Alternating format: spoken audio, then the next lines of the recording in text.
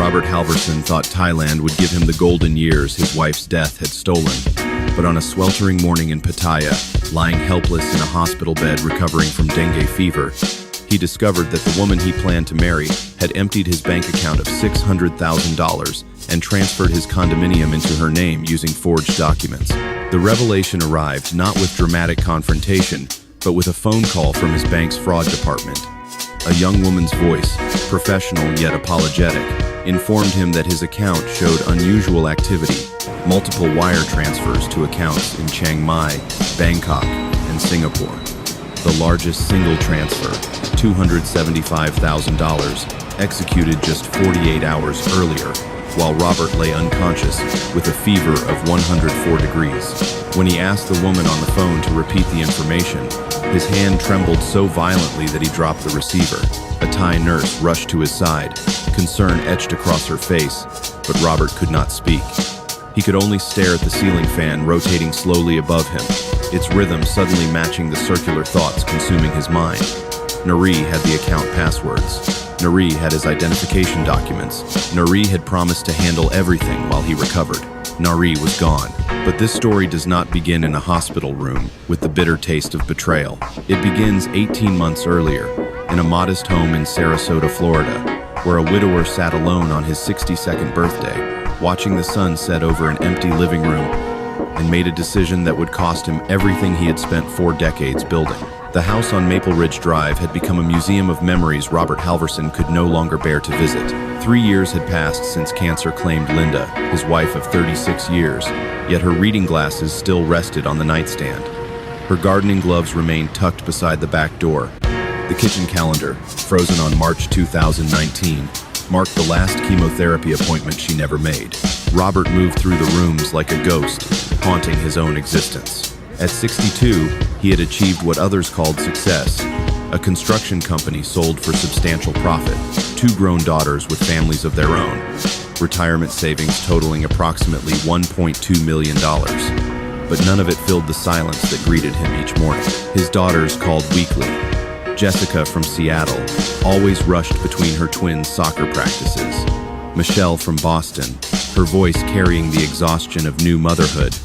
They meant well, but their conversations held an undercurrent of obligation rather than genuine connection.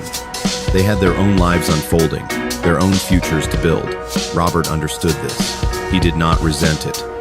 But understanding did not ease the loneliness. On the evening of his 62nd birthday, sitting in his study with bourbon he did not really want, Robert opened his laptop and began researching early retirement destinations. Not the predictable choices, not Arizona or New Mexico, where Florida retirees migrated like seasonal birds. He wanted something that would make him feel alive again, something that would break the suffocating pattern of grief. Thailand appeared in his search results with promises that seemed almost fantastical. Beachfront living for a fraction of American costs, year-round warmth, a culture that revered age and experience. Expat communities offering instant social networks. The images showed impossibly blue waters, golden temples catching sunset light, smiling faces in night markets bursting with color and life. Robert spent 3 months researching obsessively.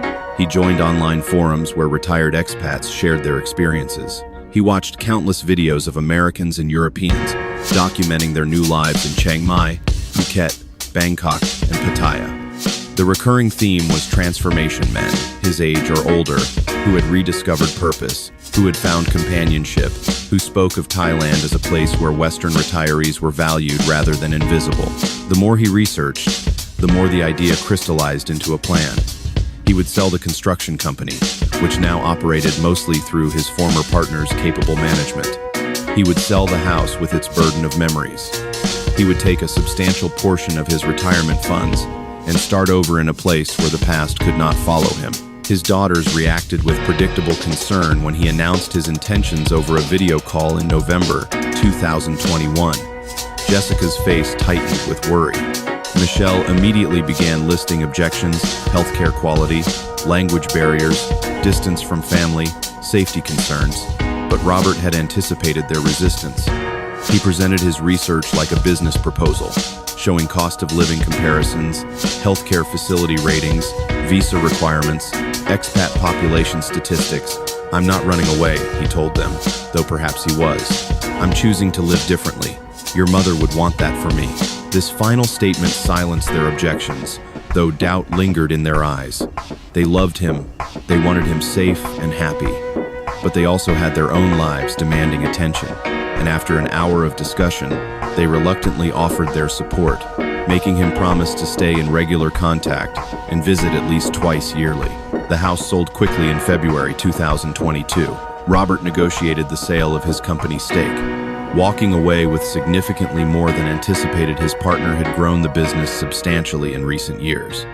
When all transactions cleared, Robert found himself with liquid assets totaling approximately $1.4 million. He felt no joy in these numbers, only strange detachment, as if the money represented someone else's life entirely. By April 2022, Robert stood in an empty living room waiting for the real estate agent to complete the final walkthrough. Decades of his life had been packed into boxes and shipped to storage or distributed among his daughters. He carried 2 large suitcases, a laptop bag, and a sense of possibility that felt simultaneously exhilarating and terrifying. The flight to Bangkok departed from Tampa International on April 15th. Robert chose a window seat, watching Florida's coastline disappear beneath clouds, and allowed himself to imagine the future. Perhaps he would volunteer, teach English, start a small business. Perhaps he would meet other expats and build a new community. Perhaps, though this thought felt almost disloyal to Linda's memory, he might even find companionship again. 23 hours later, accounting for layovers and connections, Robert emerged into Bangkok's Suvarnabhumi airport. The heat struck him immediately. Thick, humid air that felt almost solid after Florida's spring temperatures. Everything seemed louder, brighter, more chaotic than anticipated. Signs in Thai script, mixed with English translations. Families reuniting with elaborate displays of affection. Taxi drivers calling out to disoriented tourists. Robert had arranged temporary accommodation through an expat relocation service, a serviced apartment in the Sukhumvit area of Bangkok, where he would spend his first month adjusting before deciding on a permanent location. The taxi ride introduced him to Bangkok's legendary traffic, a slow-moving river of vehicles accompanied by motorcycle taxis weaving between lanes with apparent disregard for mortality. The serviced apartment exceeded his expectations. Located on the 20th floor of a modern building, it offered a compact but well-furnished space with a small kitchen, adequate bathroom, and a balcony overlooking the perpetual motion of Sukhumvit Road. Robert unpacked his suitcases and stood on the balcony watching the city transition into evening. Neon signs flickered to life. The smell of street food drifted upward, mixing with exhaust fumes and the sweet rot of tropical vegetation. He felt utterly, completely alone, but it was a different loneliness than what he had experienced in Sarasota. This was the anonymity of a stranger in a vast city, the liberation of having no history, no expectations, no one who looked at him with pity. For the first time in 3 years, Robert smiled without forcing it. The story of Robert Halvorsen is one of thousands men and women who seek new beginnings, only to find themselves trapped in webs of deception they never saw forming. If you like these stories, then subscribe to our channel for more investigative documentaries exposing the truth behind love scams and financial fraud targeting vulnerable people around the world. Your awareness could save someone you know. Robert spent his first 2 weeks in Bangkok as a tourist, trapped in extended orientation. He visited the Grand Palace, its golden spires almost painful to look at in direct sunlight. He took a boat tour through canal systems, watching life unfold along the water's edge. Children diving from docks, women washing clothes, elderly men sitting in doorways watching tourist boats pass. He ate street food recommended by expat blogs, pad thai from a cart near his apartment, mango sticky rice from a vendor who had occupied the same corner for 30 years. But tourism felt hollow. He was not here to collect experiences like postcards. He was here to build a life, and that required community, purpose, connection. Robert joined a twice-weekly walking group for expats and locals interested in Bangkok's history, where he met James, a retired accountant from Manchester who had lived in Thailand for 7 years. James became his informal guide to expat life, explaining the nuances of visa extensions, recommending reliable services and introducing him to the rhythms of life as a permanent visitor. The key, James told him over coffee at a Sukhumvit cafe, is finding your niche. Thailand's brilliant if you know what you want. Terrible if you're just drifting. Robert was not entirely sure what he wanted beyond the abstract desire for belonging. His days developed a loose structure: morning walks, afternoons spent reading in air-conditioned cafes, evenings exploring different neighborhoods. He opened a Thai bank account, navigated the healthcare system for a routine checkup, and began the paperwork for a retirement visa that would allow him to stay indefinitely. Yet despite these practical accomplishments, the loneliness persisted. James was pleasant company but maintained the emotional distance of someone who had learned to protect himself from the transience of expat friendships. The walking group offered polite conversation but nothing deeper. Robert found himself eating dinner alone most nights, returning to his apartment to video call his daughters, carefully editing out the melancholy that threatened to creep into his voice. It was during one of these solitary evenings, lying on his bed with the air conditioning humming, that Robert made a decision he would later identify as the precise moment his life began its descent. He downloaded Tinder. The app had been suggested in several expat forums as a way to meet people not necessarily for romance, some posts claimed, but for general social connection. Robert told himself he was simply expanding his social network, that matching with locals would help him understand Thai culture better, that he was open to friendship primarily, and anything else would be an unexpected bonus. He created a profile with uncomfortable self-consciousness. His main photo showed him at the Grand Palace, squinting slightly in the sunlight, his silver hair and sun-weathered face marking him unmistakably as a Western retiree. He listed his age, honestly 62, and described himself as newly retired, exploring Thailand, interested in culture, food, and good conversation. The matches began almost immediately, which surprised him. Within the first hour, he had 23 matches, most of them women significantly younger than his specified age range. Their profiles featured heavily filtered photos, descriptions mentioning modeling or university studies, and bios written in Thai script with brief English translations. Robert felt simultaneously flattered and uncomfortable. He understood intellectually that most of these matches were probably not genuinely interested in a 62-year-old American retiree. Yet the attention itself was intoxicating after years of feeling invisible. He scrolled through profiles, dismissing the obvious fake accounts, and focused on those that seemed more authentic. One profile stopped his scrolling. The main photo showed a woman in her late 20s, sitting at what appeared to be a university library, wearing glasses and a modest blue dress. Her subsequent photos showed her at temples, at markets, with an older woman who might have been her mother. No suggestive poses, no nightclub scenes. Her bio read, Naree, 27, from Bangkok, tourism student. Love meeting people from different cultures, looking for genuine friends, and maybe something special. Something about the profile's ordinariness appealed to Robert. She looked like someone's daughter, someone's colleague, a real person rather than a commodity. He swiped right, expecting nothing, and was immediately notified of a match. The message arrived 3 minutes later. Hello, Robert. Thank you for match. Your profile very interesting. You really just moved to Thailand? They began chatting that evening, a conversation that lasted nearly 2 hours. Naree's English was functional but imperfect, peppered with small grammatical errors that seemed endearing rather than frustrating. She asked questions about his life, why he chose Thailand, what he hoped to find, whether he liked Thai food. She shared details about her own life. She lived with her mother in a Bangkok suburb, studied tourism management at a local university, and worked part-time at a hotel to help with expenses. Robert found himself relaxing into the conversation. Naree seemed genuinely curious rather than transactional. She did not immediately suggest meeting or ask probing questions about his finances. Instead, they discussed Bangkok neighborhoods, shared restaurant recommendations, and laughed about the challenges of language barriers and cultural differences. Over the next week, they messaged daily. The conversations grew more personal. Naree shared that her father had died when she was young, leaving her mother to raise 3 children alone. Money had always been tight, but her mother had worked tirelessly to ensure her children received education. Naree felt enormous pressure to succeed, to honor that sacrifice, to eventually provide for her mother in old age. Robert shared his own story, the death of his wife, the loneliness that had driven him across the world, his hope that Thailand might offer a second chapter in a life that had felt concluded. He found himself revealing more than he had intended.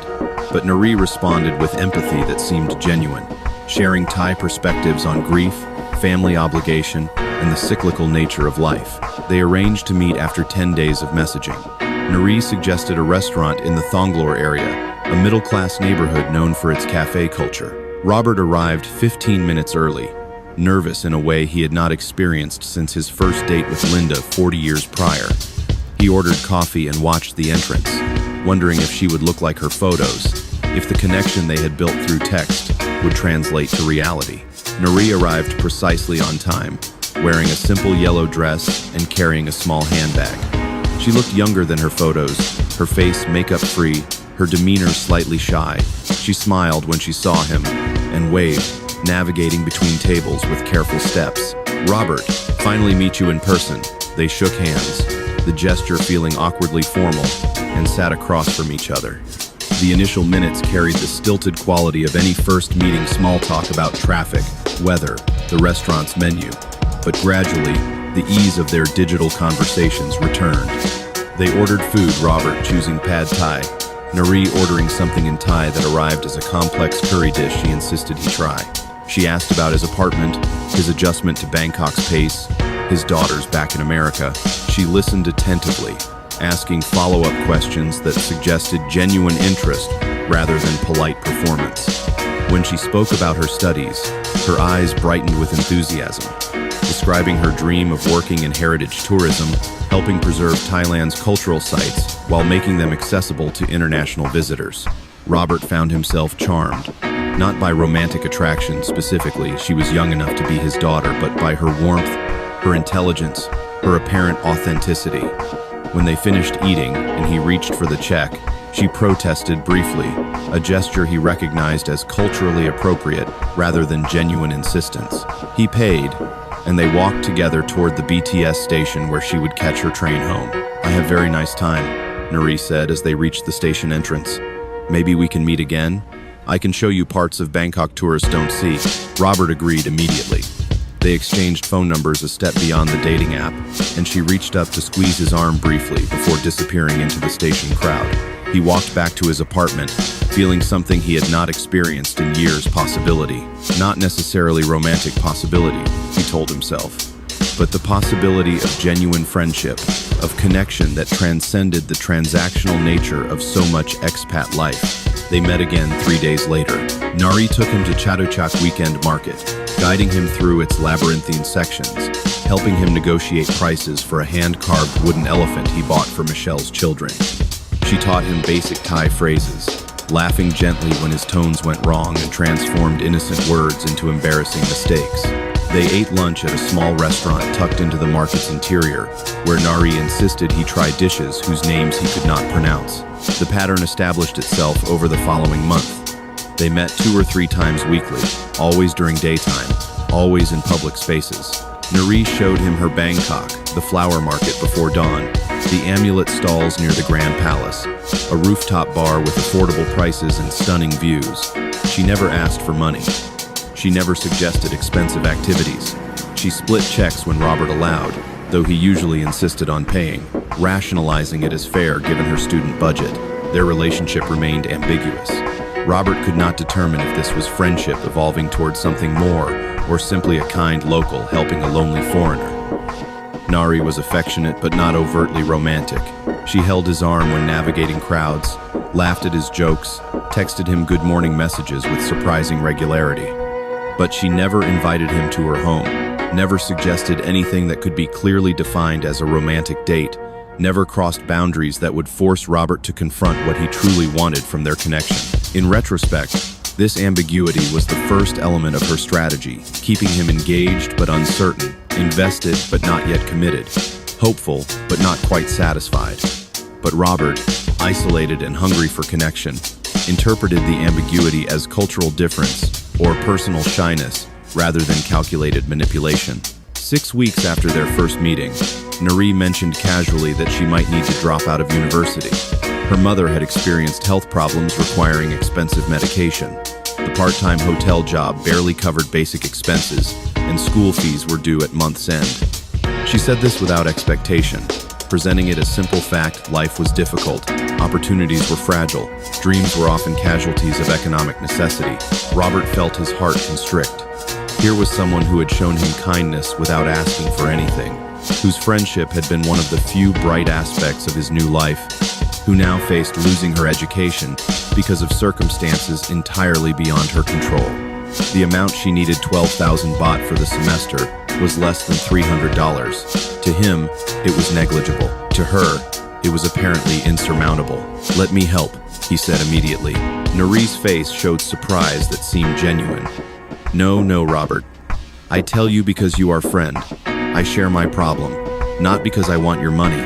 This protest, which Robert interpreted as pride and humility, actually deepened his desire to help. They discussed it over dinner that evening, Naree insisting she could not accept, Robert insisting he wanted to, that it meant nothing to him financially but would mean everything to her future. Finally, she relented with apparent reluctance, her eyes welling with tears. "You are so kind. Most generous man I ever meet. I will pay you back. I promise." "Absolutely not," Robert said firmly. "Consider it an investment in your future. I believe in you." He transferred the money that evening through his banking app, feeling a warmth that had nothing to do with Thailand's climate. He had helped someone who deserved help, someone who had enriched his life immeasurably. The transaction seemed to deepen their bond. Naree sent him a long message that night, thanking him repeatedly, calling him her guardian angel, promising to work hard to honor his generosity. Their relationship shifted after that evening. The ambiguity began resolving towards something more explicitly romantic. When they met 2 days later, Naree hugged him tightly, holding on longer than before. She began calling him instead of just texting, her voice soft and sweet in his ear. She introduced him to a few of her friends, other young women studying at the same university during a group dinner he insisted on paying for. Most significantly, she began discussing the future in ways that included him. She mentioned wanting to leave Bangkok eventually, perhaps work in a beach town where tourism was growing, but competition was less intense than the capital. She described a fantasy of running a small guest house or cafe, someplace beautiful and peaceful. She asked Robert if he liked the beach, if he had considered living somewhere quieter than Bangkok's chaos. Robert admitted he had been thinking about relocating. Bangkok was fascinating but exhausting. The traffic, the pollution, the constant noise, these were taking a toll. He had been researching Pattaya, a coastal city 2 hours south, known for its beaches, golf courses, and large expat population. "Pattaya very nice," Naree said enthusiastically. "Beach beautiful, life more relaxed than Bangkok, and closer to where my mother lived, Chonburi province, near Pattaya." The suggestion was subtle but unmistakable. If Robert moved to Pattaya, they could see each other more frequently. Naree could visit her mother regularly while spending time with him. Perhaps she could even complete her final year of studies at a campus near Pattaya. Robert felt the future crystallizing into something tangible and hopeful. 2 weeks later, he booked a week-long trip to Pattaya to explore it as a potential home.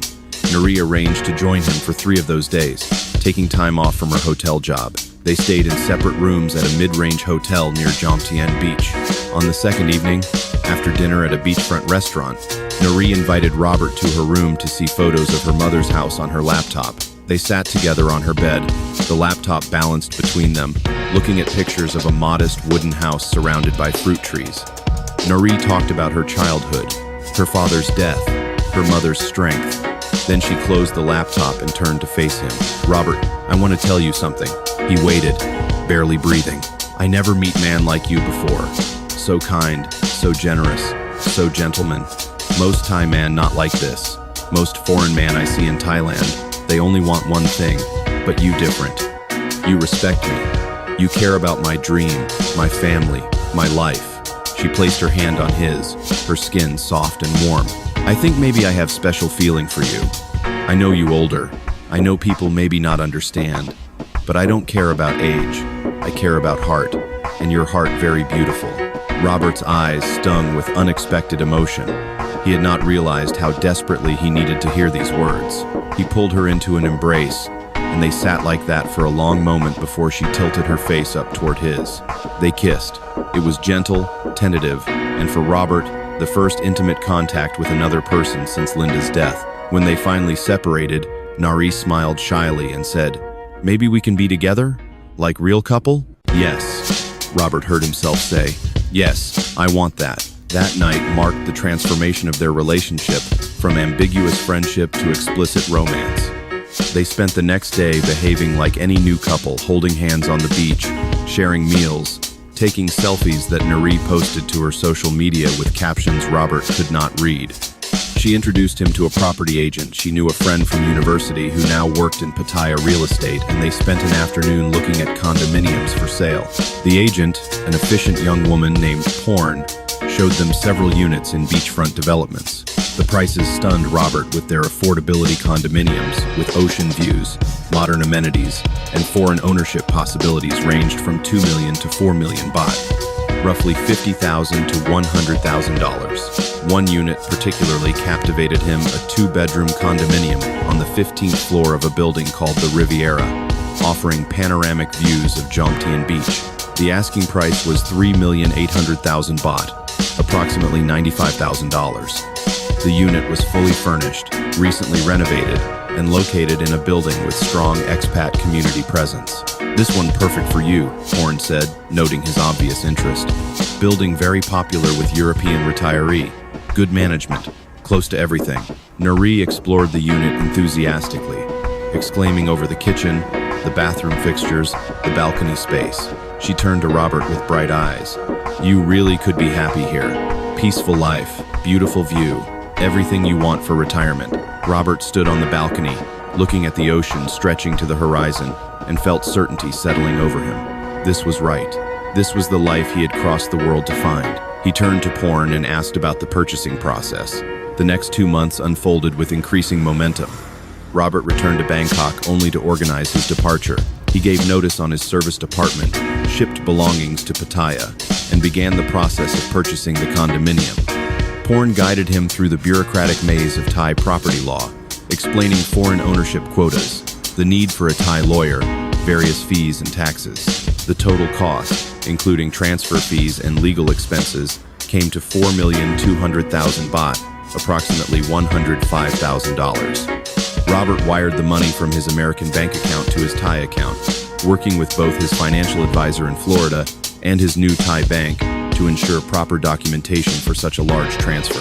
Throughout this process, Naree was constantly present, attending meetings with the lawyer, helping translate documents, offering opinions on furnishing choices. She had become, without any formal discussion, an integral part of his life.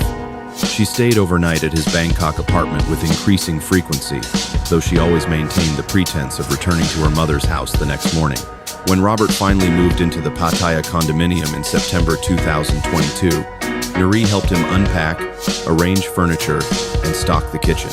She stayed for 3 days, then returned to Bangkok, citing school obligations, leaving Robert in his beautiful new home feeling the familiar loneliness creeping back. They spoke daily. Naree complained about Bangkok's distance, about missing him, about the difficulty of maintaining a relationship across 2 cities. Robert suggested she consider transferring to Pattaya, but she worried about leaving her mother, about the complications of changing schools mid-program. In October, Naree called him crying. Her mother's health had deteriorated significantly. She needed surgery, something related to her heart that would cost 150,000 baht, approximately $3,700. The public hospital had a waiting list of 6 months. Private care could proceed immediately but required payment up front. "I don't know what to do," Naree sobbed. "She is my only family. If something happened to her because we cannot pay..." Robert did not hesitate. "I'll cover it. Your mother needs care immediately." "Robert, no. I cannot ask this. Already you helped me so much. You're not asking. I'm offering. Family is important. Your mother raised you alone, sacrificed for you. Let me help." The money transferred that evening. Naree's gratitude was overwhelming, messages thanking him, voice recordings of her mother blessing him in Thai, promises that this kindness would never be forgotten. 2 weeks later, Naree called with news. Her mother's surgery had gone well, but recovery would take months. The doctor recommended someone stay with her during this period. Additionally, Naree had been thinking about their relationship, about the future. She had spoken with her university advisor about possibly taking a semester's leave, completing her final coursework remotely while living in Pattaya. "If you want me there," she added carefully. "I don't want to assume, but maybe I can stay with you, help take care of you, cook, clean, and be close to mother during her recovery. When she's stronger, I go back to Bangkok and finish school." Robert felt his heart expand. "I want nothing more." Naree moved into the Pattaya condominium in late October. She arrived with 3 suitcases and a brightness that transformed the space. Suddenly, the beautiful but sterile condominium became a home. Naree cooked Thai dishes that filled the rooms with fragrant steam. She organized his medications, maintained a cleaning schedule, and decorated with small touches fresh flowers in the living room, framed photos of them together, colorful cushions on the balcony furniture. For Robert, it felt like a miracle. After years of loneliness, he had a partner who cared for him, a beautiful home overlooking the ocean, a peaceful daily routine. His daughters expressed cautious happiness during their video calls, though Jessica noted that things seemed to be progressing quickly. Robert brushed off her concerns. He was 63 years old, not a naive teenager. He knew what he was doing. In December, Naree suggested they formalize their relationship. She explained that Thai culture placed great importance on proper commitment. Her mother, traditional in her values, was uncomfortable with Naree living with a man without at least an engagement. Not marriage immediately, that could wait until Naree finished school, but an engagement would honor propriety and reassure her mother that Robert's intentions were serious. Robert had been thinking along similar lines. At his age, with his feelings for Naree deepening daily, he saw no reason to delay. They drove to Bangkok together to choose a ring, Naree selecting a modest gold band with a small diamond that cost 60,000 baht, approximately $1,500. They announced their engagement via a video call that included both of Robert's daughters and Naree's mother, who appeared frail but smiling from a hospital bed. Jessica and Michelle offered congratulations that sounded slightly strained. Naree's mother spoke in Thai, her words translated by Naree as blessings for their future happiness. The holidays passed blissfully. Robert paid for Naree's mother to receive care at a private facility near Pattaya, where they visited weekly. He sent generous gifts to his daughters and grandchildren. He and Naree hosted a small New Year's celebration at the condominium, inviting several expats Robert had befriended at a golf club and some of Naree's friends from Chonburi. Life seemed to have delivered, finally and fully, the second chance Robert had traveled across the world to find. The new year arrived with subtle shifts in their relationship's dynamics, changes so gradual and seemingly reasonable that Robert registered them only as natural evolution rather than tactical repositioning. Naree, who had initially maintained careful boundaries around financial matters, began involving herself more deeply in Robert's practical affairs. It started with simple helpfulness. She noticed him struggling with Thai language, notices from the condominium management, and offered to translate. When his retirement visa required renewal, she accompanied him to the immigration office, navigating the bureaucracy with practiced efficiency. She organized his Thai medical insurance paperwork, his utility payments, his correspondence with the building management. "Let me help you," she would say when Robert expressed gratitude. "This is what partner does. In Thailand, women take care of home matters. You focus on enjoying your retirement." Robert appreciated this support. The administrative aspects of expat life had been exhausting. Every transaction requiring careful attention to avoid misunderstanding. Every official process demanding patience with systems designed for Thai speakers. Naree's assistance allowed him to actually enjoy the retirement he had envisioned. In January 2023, Naree raised the subject of his financial organization. They were eating dinner on the balcony, the ocean darkening under twilight, when she mentioned that her university friend, Porn, the real estate agent who had helped them find the condominium, had begun offering investment consulting for expats. "She say many foreigner in Pattaya not no good opportunity for money," Naree explained. "They keep everything in bank, earning almost nothing. But Thailand have many way to make money grow faster. Property development, tourism business, even simple thing like time deposit with better interest." Robert listened with moderate interest. He had always been conservative with investments. His retirement funds were distributed across low-risk bonds, index funds, and savings accounts, a strategy that had served him well through market fluctuations. "I appreciate the thought," he said, "but I'm content with my current arrangements." Naree nodded agreeably, but returned to the subject several days later, this time with more specific information. Porn had mentioned a property development project in Rayong, a coastal province east of Pattaya, where a developer was seeking investors for a condominium project targeting Chinese tourists. The projected returns were 12% annually, significantly higher than the 2% his savings earned. I'm not suggesting you invest big money, Naree clarified, but maybe small amount, like test. Porn say minimum is 500,000 baht. If work well, good. If not, you only lose small portion. 500,000 baht, approximately $12,500, did seem relatively insignificant against his overall assets. Robert considered it. Perhaps a modest diversification made sense, especially if managed by someone familiar with local markets. Let me think about it, he told Naree. Over the following week, she periodically mentioned the opportunity, always casually, never pressuring. She showed him brochures Porn had provided, glossy materials depicting beachfront developments. The window for investment was closing soon. The developer needed to secure funding by month's end. Robert finally agreed to invest 500,000 baht as an experimental venture.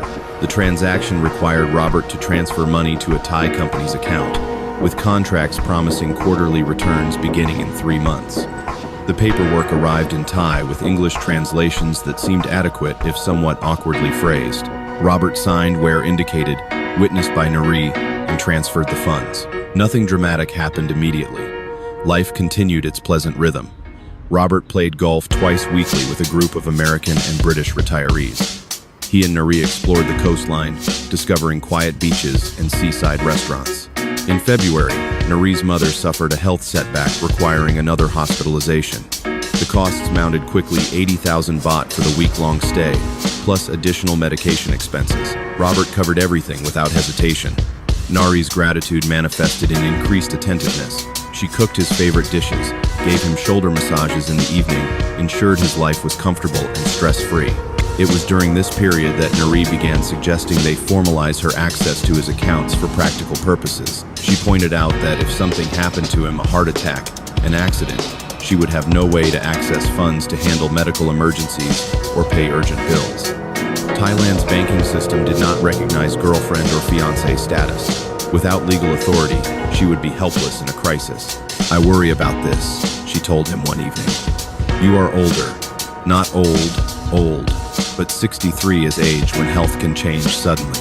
What if something happened and I cannot help you because I cannot access money? Robert understood her concern.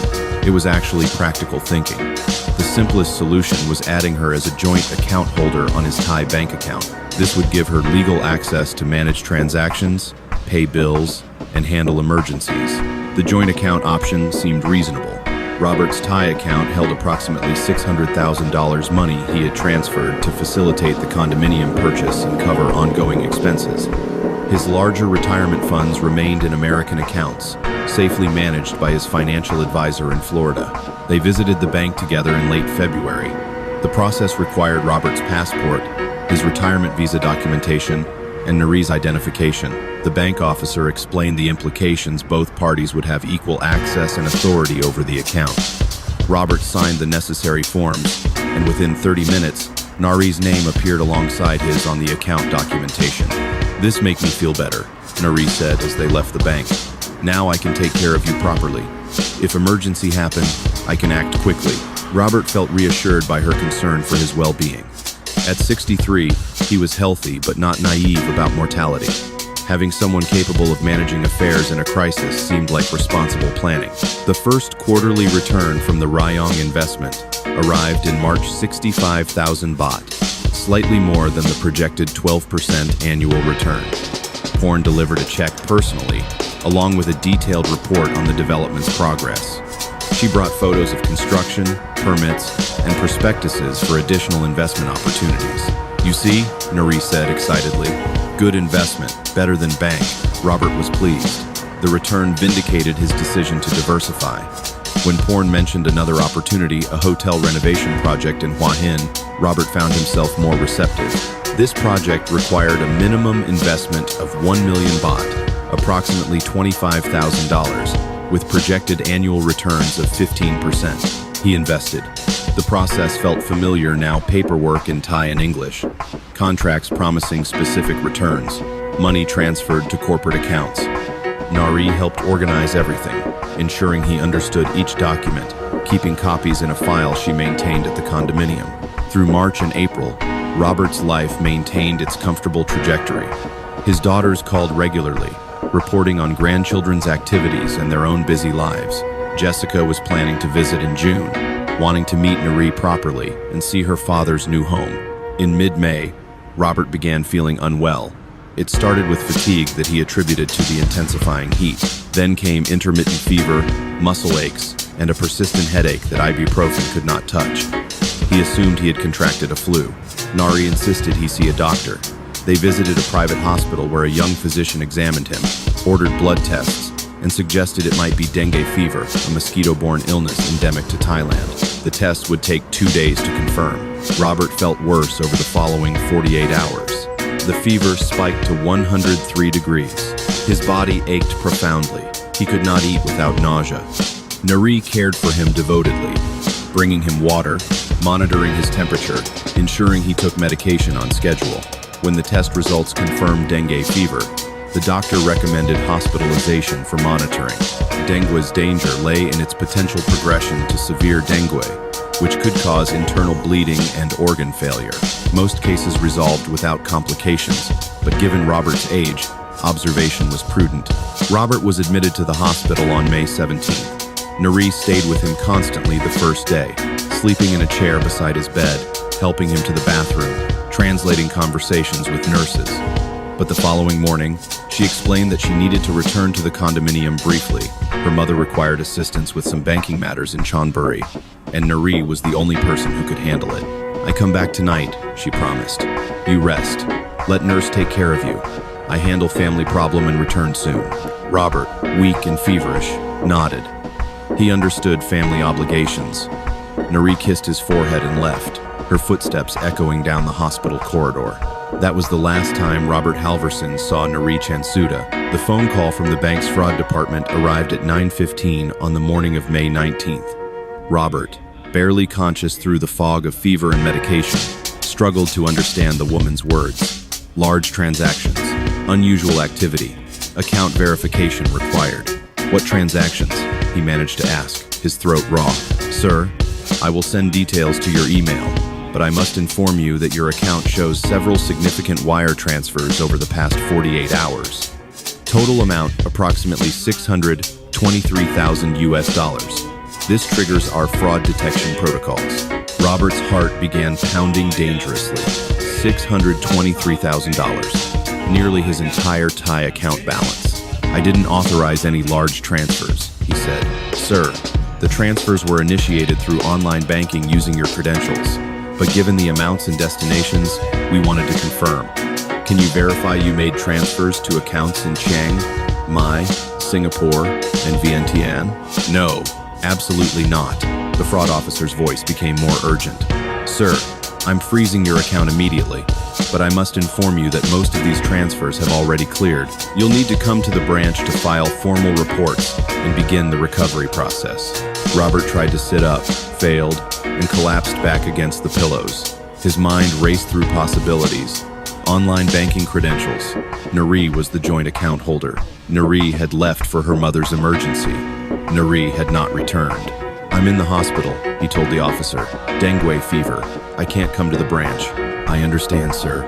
I will have our fraud team contact you directly. In the meantime, please do not access your account through any device. And sir, I recommend filing a police report immediately." The call ended.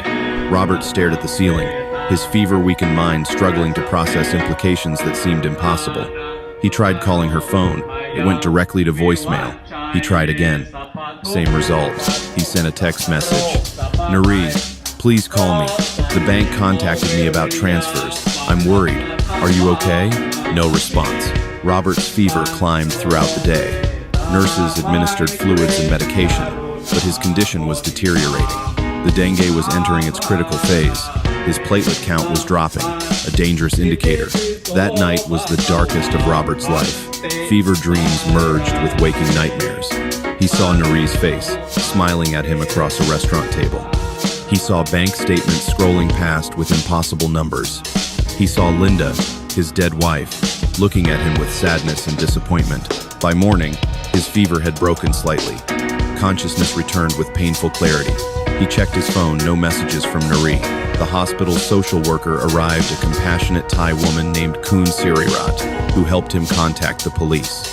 A police officer arrived that afternoon. He was young, official, and skeptical in a way that made Robert feel like a foolish old man rather than a victim. The officer took notes as Robert explained the relationship with Naree, the joint bank account, the unexplained transfers, her disappearance. "You gave her access to your account?" the officer asked. "Yes, but she was my fiancée. We were planning to marry." "How long you know this woman?" 8 months. The officer's expression communicated everything. Another old Farang scammed by a young Thai woman. "I will file report," the officer said without enthusiasm. "But I must be honest, these cases very difficult. Money already gone to multiple accounts. Woman probably used fake identification. Very hard to trace." Over the following days, as his body slowly recovered from dengue, Robert pieced together the full scope of the betrayal. The bank's fraud department provided detailed transaction records. Naree had systematically drained the account, starting the moment he was hospitalized. Small test transfers first, then increasingly large amounts. The transfers went to accounts under different names, some Thai, some foreign. The money had been quickly moved through multiple accounts, a laundering process designed to obscure the trail. The bank's fraud team was skeptical about recovery prospects.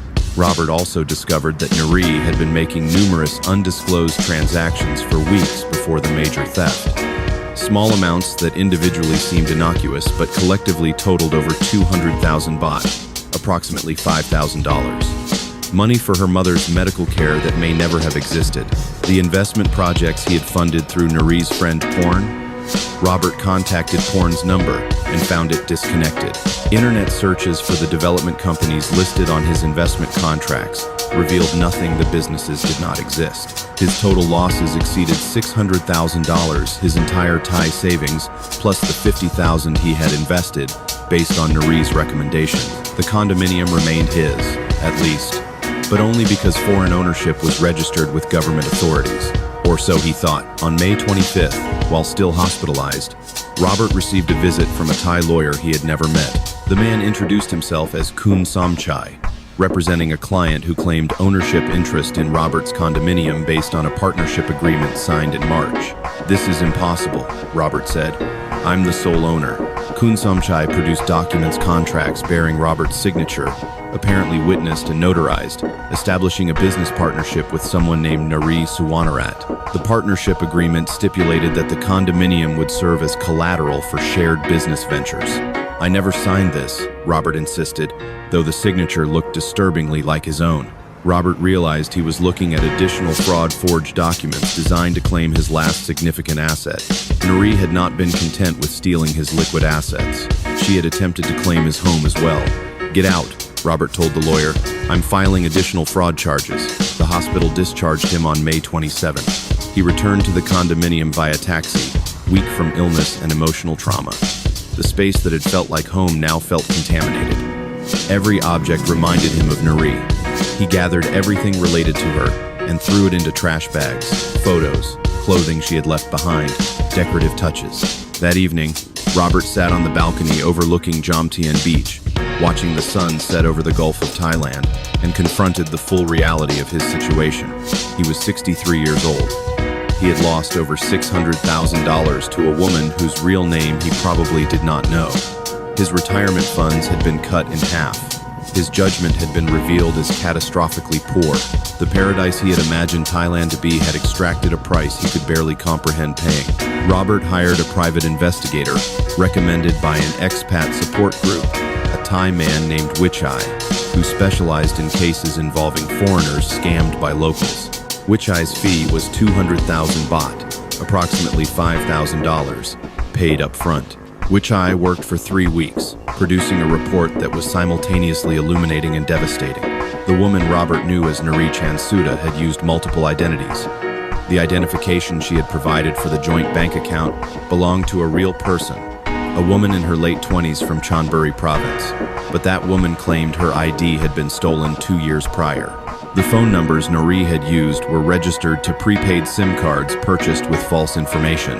Her social media profiles were carefully constructed, fictions, photos collected from various sources, friends who existed only digitally.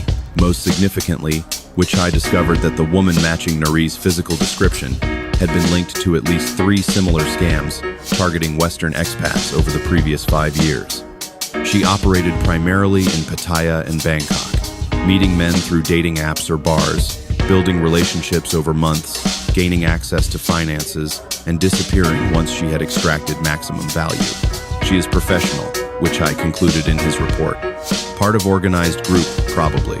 They have different roles, fake documents, money laundering network, very difficult to catch because they move between cities, change identity, always careful. The report included several photos of the woman's surveillance images from ATMs where she had withdrawn Robert's money. In these photos, Naree looked different, harder, less innocent, wearing an expression Robert had never seen during their relationship. She looked like what she was, a calculating criminal executing a plan. Wichai recommended Robert not pursue further private investigation. Money is gone. Woman is gone. You can continue paying me to search, but I will not find her, and you will only lose more money. Better to accept loss and move forward. His daughters became aware of the situation in stages. Jessica flew to Pattaya immediately, her face tight with concern and barely suppressed frustration. She stayed for 10 days, helping him contact authorities, meet with lawyers, and process the trauma.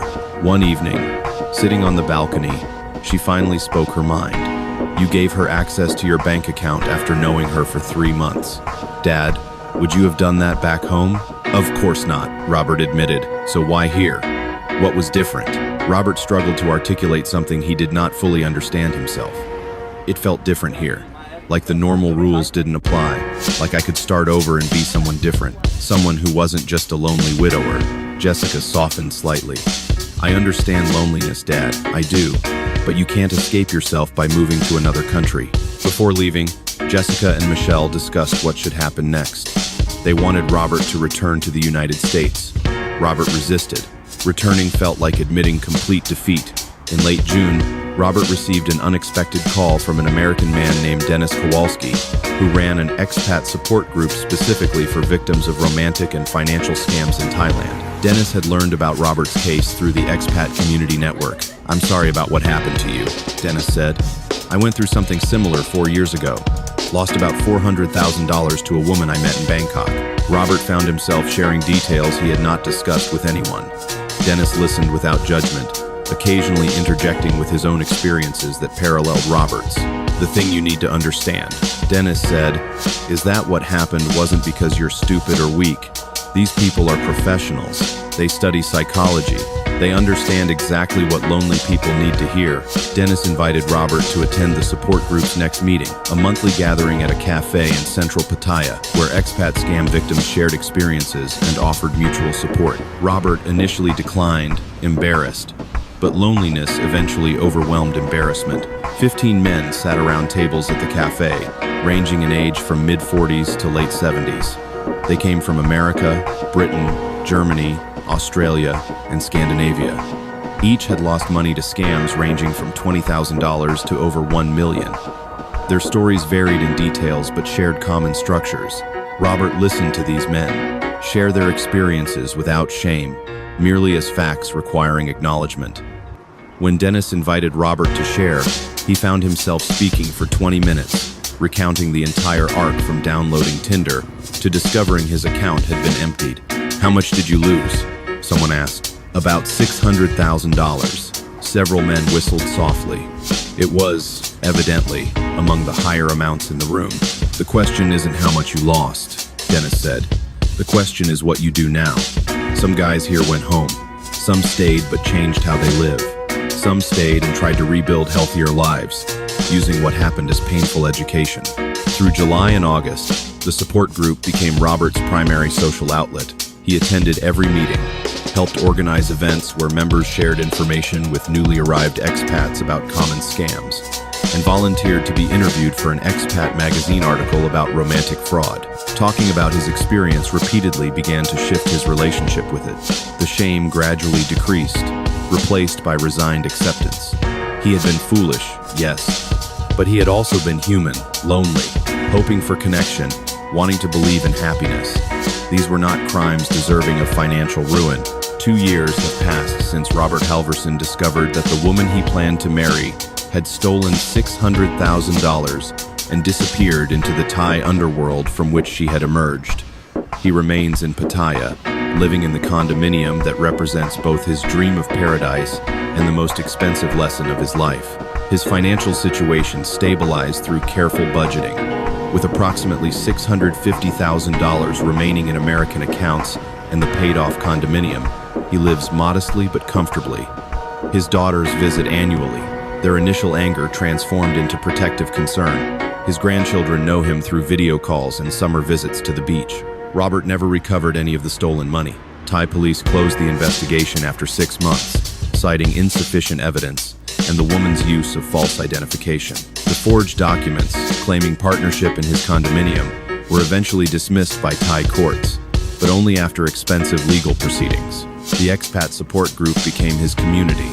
He now co-facilitates monthly meetings with Dennis, sharing his story with newly scammed men who arrive devastated and disbelieving.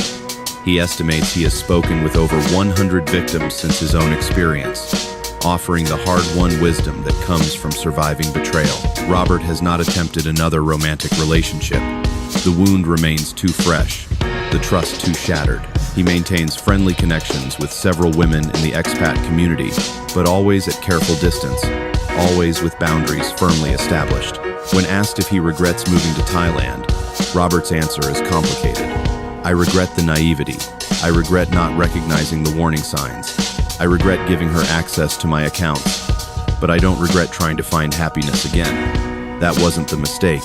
The mistake was thinking I could skip the caution that happiness requires. He volunteers at a local organization that helps educate newly arrived expats about common scams. He has become an informal advisor to multiple Western men who seek his counsel before making significant financial decisions involving Thai partners. He estimates his advice has prevented at least a dozen men from making decisions similar to his own. The condominium overlooks the same beach where he once walked hand in hand with a woman whose real name he still does not know. The view that once represented possibility now represents resilience, the ability to remain in a place that wounded him, to transform trauma into purpose, to acknowledge both his own vulnerability and his capacity to survive its consequences. On quiet evenings, Robert sits on his balcony, watching the sun set over the Gulf of Thailand, and sometimes he allows himself to remember the brief months when he believed he had found love again. The memory no longer destroys him. It simply exists a chapter in a longer story about loneliness, hope, deception, and the painful education that comes from trusting too quickly in a world designed to exploit that trust. His closing words to newly scammed expats are always the same. The paradise I dreamed of turned out to be the most expensive lesson of my life, but I'm still here. I survived it. And if I can survive it, so can you. The question isn't whether you'll recover, it's who you'll become in the process of recovery. Robert Halvorsen became someone who warns others, someone who transforms personal catastrophe into public service, someone who lives with the consequences of his choices, while refusing to let those consequences define the entirety of his existence. The paradise was a mirage, but the man who chased it lost everything, and remained standing is real. If you found this story compelling, please subscribe for more investigative documentaries about love scams, financial fraud, and the real stories behind the paradise, promises that target vulnerable people seeking connection and happiness around the world.